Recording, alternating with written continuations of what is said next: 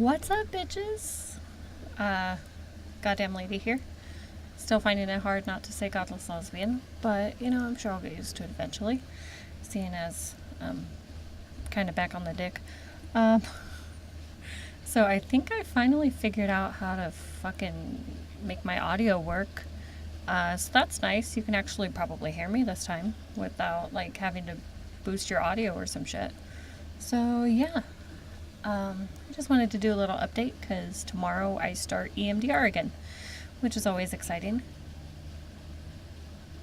I just heard something and it really weirded me out. I don't know what that was. Okay, that was creepy. Whatever.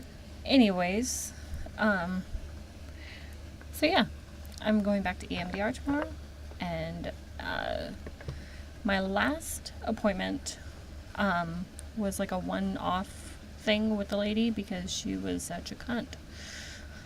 It was really bad. Basically, I walk in, and the place was already creepy, and I had to meet her downstairs to for her to let me in, and the outside was abandoned, and it was all creepy and stuff, so I was already nervous. So I go up there, and there's angels everywhere. So I'm like, okay, we could, she might be one of those weirdos, but it might not be too bad. I sit down, I look up, and right above her there's a Bible quote, and I'm just like, oh God. So she wouldn't shut the fuck up about God. She made a lot of comments about my weight. Probably about a fourth of the hour was talking about my weight, how much I ate, how much I weighed, all that kind of stuff. And it's yeah, I know I'm fat, but I'm also in recovery for an eating disorder, and when I diet, I end up throwing up all my food and taking laxatives to the point where I poop foam. So yeah, I have to focus on balance and variety and taking better care of myself, things like that. And I eat a lot of fruits and vegetables. I'm not so much active right now because I kind of have IBS stuff for, when I go out walking, I kind of get paranoid that I'm going to get attacked. So then I have to poop, and that's really annoying. I'm getting better. I'm really working on it. It's easier when I go with friends.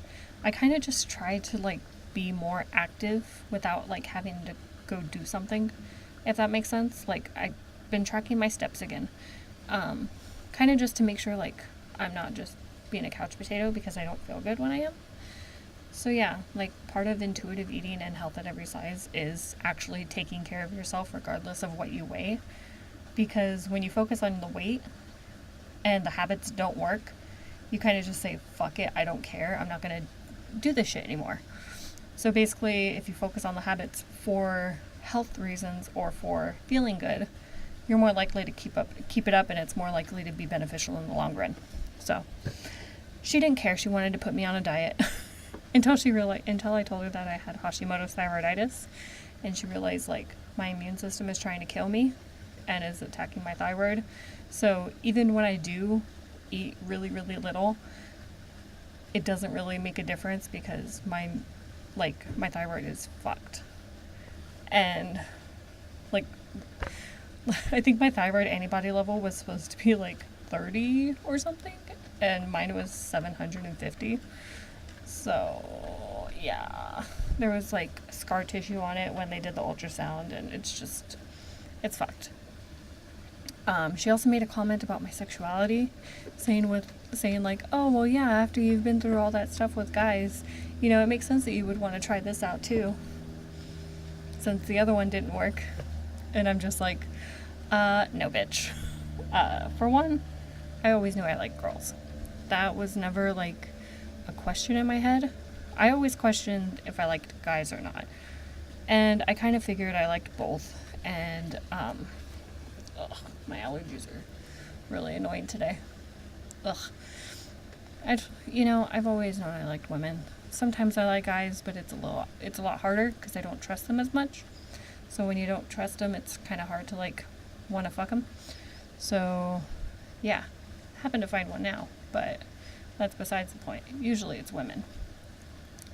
So, yeah, that was just really annoying. And then I told her I'm an atheist, so like I don't want to talk about the God stuff. And she's like, no, I get that, we'll just leave it in God's hands. I'm just like, you fucking serious? She was like, I won't bring it up anymore, we'll deal with the stuff that you need to deal with, and we'll leave it into God's hands. And I'm just like, this is gonna be an issue. So I told her like not interested and well, I made an next appointment because I was too afraid to tell her in person. And then I emailed her and was like, hey, not gonna happen. And cool. My shit seems to have frozen. So I don't know if it's actually recording this, but I'm gonna continue as if it is. So I found a new EMDR person, and my first appointment is going to be tomorrow after work. So that'll be interesting. Hopefully she's actually good. I found out that she actually used to work for the place that I used to go to inpatient. Not inpatient, never been inpatient. It was intensive outpatient. So she kind of worked for their sister company a couple towns over. And she was also their eating disorder yoga teacher. So I thought that was really cool. I think she'll be a really good fit. So, yeah, EMDR starts tomorrow again, which is always really fun. I know it's beneficial. It's eye... I can never remember. Eye movement desensitization and reprocessing. And I don't know if that actually does anything. Like, there's this stuff that you have to do, and it's supposed to, like, process in your brain or something. But I don't know if that part works.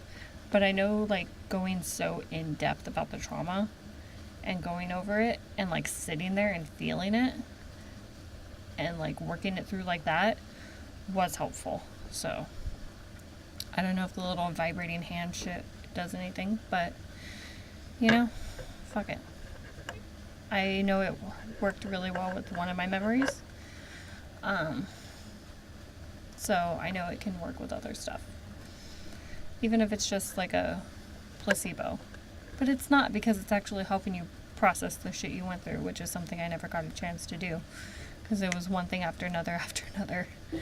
So my body never got time to, like, really come to terms with what happened. My mind never did either. It just was survival mode. It was just, okay, survive this. And then I got out of that situation and ended up in a different one. And then ended up in a relationship where I couldn't really talk about it. So, I just kind of... I did the best I could, I guess. And now I'm actually working on proper healing. Because that's pretty much all I can do at this point. All the major stuff is gone. I'm safe. And now it's just kind of picking up the pieces, I guess. And I was thinking this might actually be a really cool outline for the book, like a memoir that I want to write. So I've been wanting to write like a book about my life for like 2 decades now. Because I realized as it was going on, I was like, this is some crazy shit. I could probably write about this. And at this point, it's kind of like I don't even know where to start when it comes to writing it.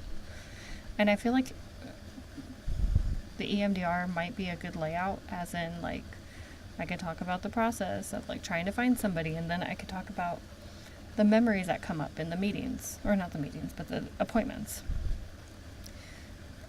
And I think that'll be helpful, because it's kind of just, I'll get to start somewhere, and it won't be like chronological order or anything, but at least it'll make some kind of sense, because it'll be following not the template, but just the process of what I'm going through, if that makes any sense.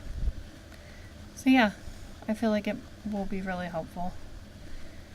Like I said, that one memory I've been able to like not have nightmares and stuff about it anymore.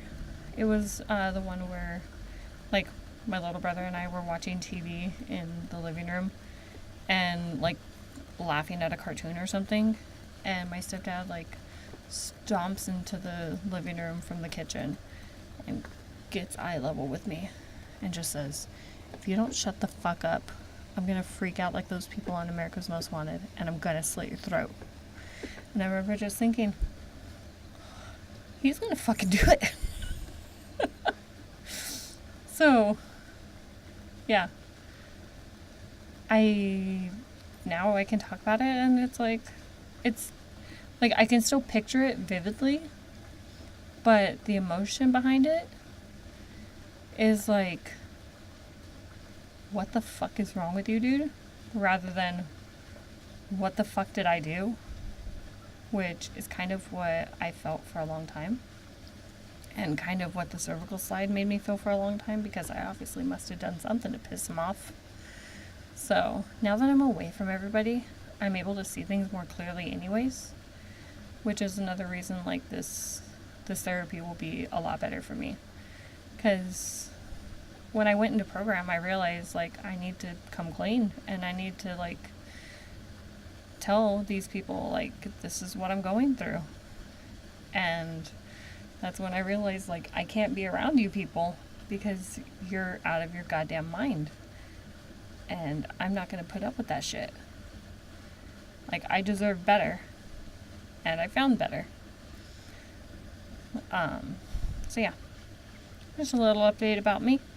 Actually, like, doing, like, an audio, like, podcasty thing.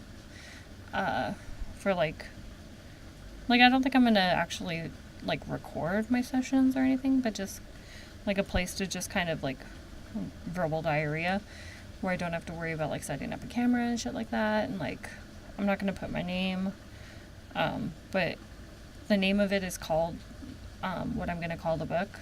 It's Mending Broken Wings. So if you actually find it, want to listen to it, that's cool. But yeah, I felt like I needed something like outside of my YouTube channel, just because it's like it's really easy to set up. It was like through Anchor, and it was like really easy to set up, whereas this like actually takes some time and effort. Not much, because I don't edit my shit, but with my computer like dying on me and stuff, this other thing I can do through an app and all that. So yeah, and it might actually reach more people if I do it in that form, and then I don't have to worry about like people seeing my face and like knowing my name and things like that. I know I'm sharing it here, but I don't really have that many followers. I mostly just worry that like relatives are gonna find it and like start stalking me again and like harassing me, because that's never fun. And they're a bunch of cunts. So yeah. I'm not gonna link it or anything like that. If you actually want to listen to it, you can find it. And yeah, it's mostly on Anchor. So if you just look up Mending Broken Wings, I'm sure it'll pop up. If not, that's cool, because I totally get it. It's going to be a lot of this, but like probably more in depth, because it'll be like right after my sessions and things like that, and I'll probably be like, ooh. So at least these are a little bit more not put together, because none of my shit's put together. I do want to do like more videos like that, because I feel like I should, but as of right now, this blog, or this channel has always just been about me talking about my shit. And some people seem to enjoy it. Not enjoy it, but get something out of it, maybe, I guess. I don't know. I get something out of it, because I get to kind of just verbal diarrhea rather than, or word vomit instead of actual vomit. So, yeah, sometimes I just need that. So, thank you for listening, and I will talk to you guys later. Bye-bye. Later, bitches.